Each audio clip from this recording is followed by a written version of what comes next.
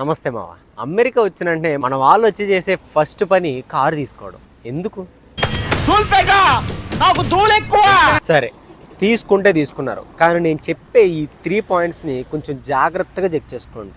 దాంట్లో ఫస్ట్ది వచ్చేసరికి మీరు తీసుకునే కారు ప్రీవియస్గా ఏమైనా యాక్సిడెంట్స్ అయినాయా లేదా అన్నది చెక్ చేసుకోండి.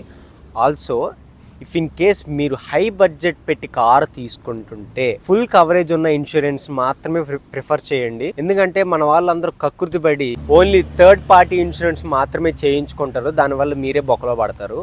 ఆల్సో ఇఫ్ ఇన్ కేస్ మీరు ఒక్కరు కాకుండా ఇద్దరు కారు తీసుకున్నా ఆర్ ఎల్స్ మీరు ఆర్ మీ ఫ్రెండ్స్ కూడా ఆ కార్ని డ్రైవ్ చేస్తున్నా వాళ్ళ నేమ్స్ని కూడా డ్రైవర్స్ లిస్ట్లో యాడ్ చేయండి. ఏంటి బ్రో బాగానే చెప్తున్నావు, ఏంటి నీకెలా తెలుసా అంటారా?